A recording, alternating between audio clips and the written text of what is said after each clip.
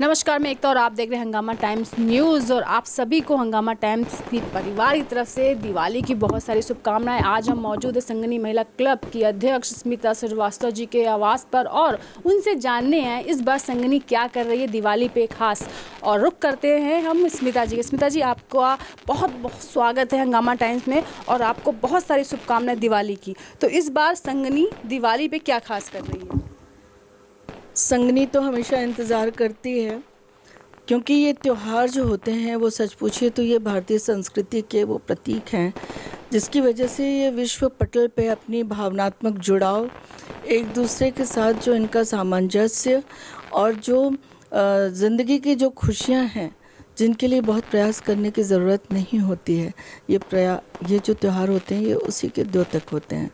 और दूसरी तरह से कि ऐसा हमारे बुज़ुर्गों ने बताया कि जो मेरी जन्म पत्री है वो भी ये दर्शाती है कि मैं उत्सव प्रिया हूँ।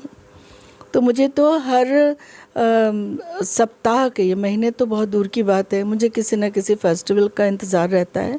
और इस दिवाली पर भी सबसे पहले मैं ये चाहूँगी कि अपने संगनी परिवार की तरफ से अपने संपूर्ण भारतवासियों के साथ साथ हंगामा टाइम्स जो मेरी हर भावनाओं को, जो हमारे हर विचारों को सर्वत्र एक फूल की खुशबू की तरह से बिखेरता है, हमें सबके बीच में अच्छे से इंट्रोड्यूस करके बताता है कि हमारा कल्चर क्या है, संगनी क्या चाहती है, संगनी क्या सपने देखती है, संगनी किन सपनों को चुनती है, संगनी किन बिखरे हुए फूलों को अपने आंचल में समेट के खुश होती है।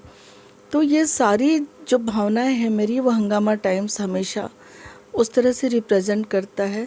तो इस परिवार को, मीन्स जो हमारा हंगामा टाइम्स परिवार है, उसको भी मैं हृदय से बहुत बहुत दिवाली की शुभकामनाएं देती हूँ, हार्दिक बधाइयाँ देती हूँ और साथ में ढेर सारी अपनी ब्लेसिंग्स भी उसको अर्पित। एक सवाल मैं पूछूंगी कि हर परिवार में दिवाली पे हमेशा कुछ खास रहता है, कुछ अनोखा होता है, पूजा में या खाने में कुछ अच्छा ऐसे रस्म होते हैं जो पीढ़ी दर पीढ़ी दोहराए जाते हैं। तो क्या आपके यहाँ भी ऐसा कुछ है, कुछ खास खाना बनना हो, कुछ खास पूजा होती है? हाँ, बहुत सारी चीज़ें हैं।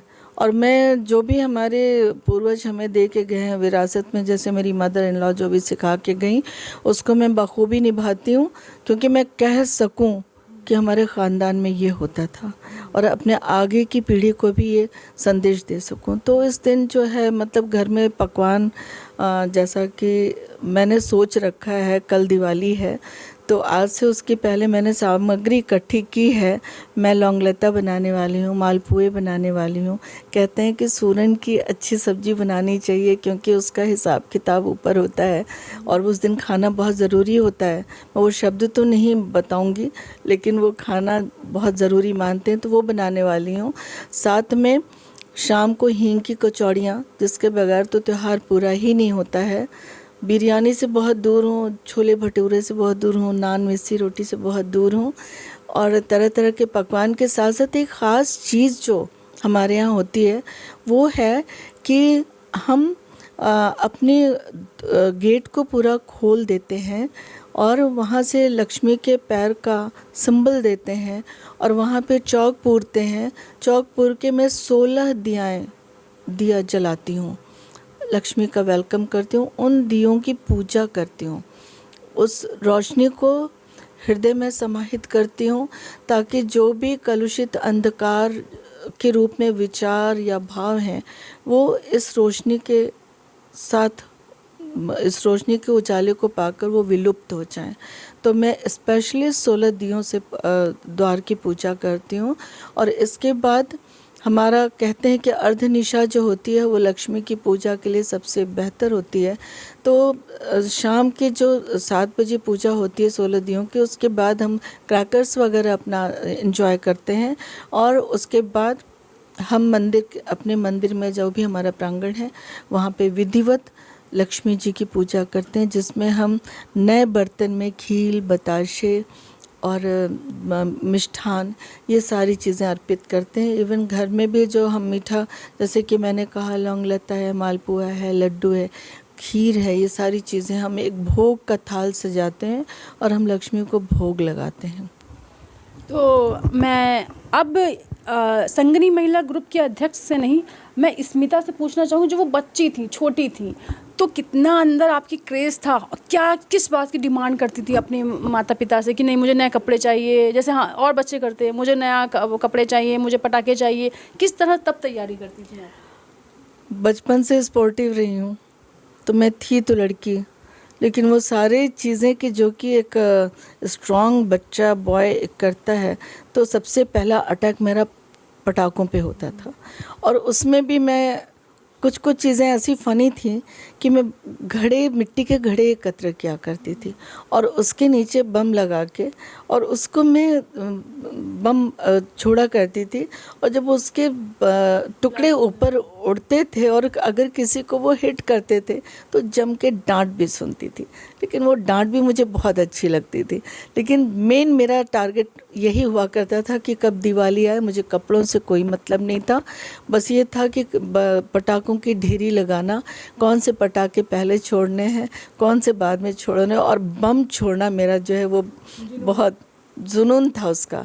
इसके बाद जो सेकंड नंबर पे आता था, मैं लाइन से अनार रख के और उन अनार को अपनी दादी, अपनी माँ अपने भाई बहनों के साथ एक साथ उनको छुड़ाती थी, और फिर जब तक उसकी रोशनी होती थी तब तक उसमें हल्की म्यूज़िक वगैरह लगा के मुझे डांस करना बहुत अच्छा लगता था।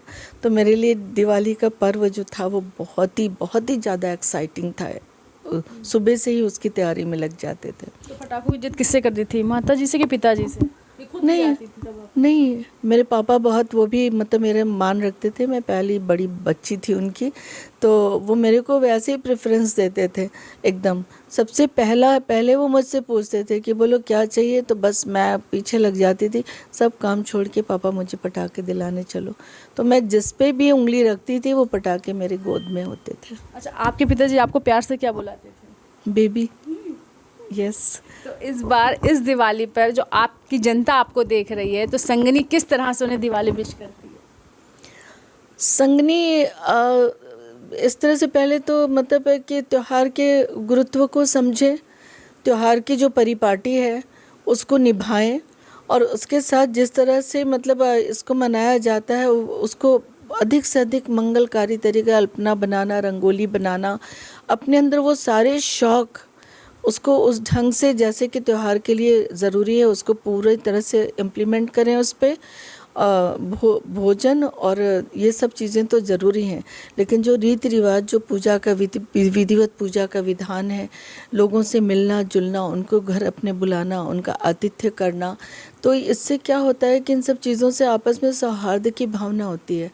जो कुछ समय से अगर कोई कटुता चली भी आ रही होती है, तो ये इस त्यौहार पे अगर हम एक दूसरे के साथ परस्पर मिल के और इसको सेलिब्रेट करते हैं तो इससे वो भावना भी दूर होती है और फिर से एक सुदृढ़ सामंजस्य का आगाज़ होता है।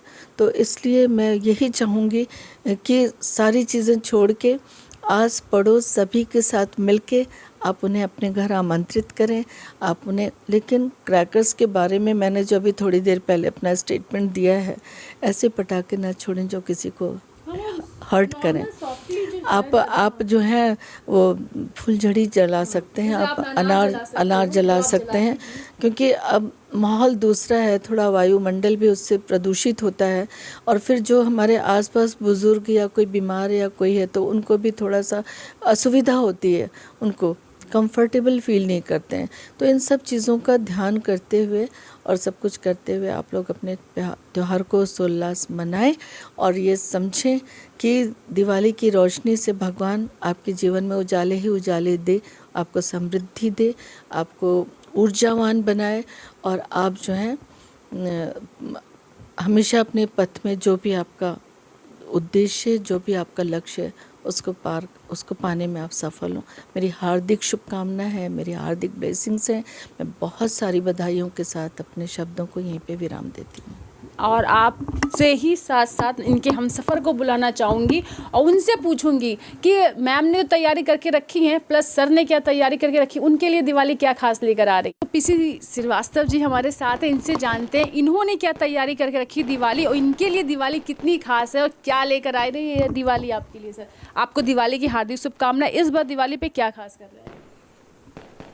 इस बार के हम हर बार भी खास ही करते हैं।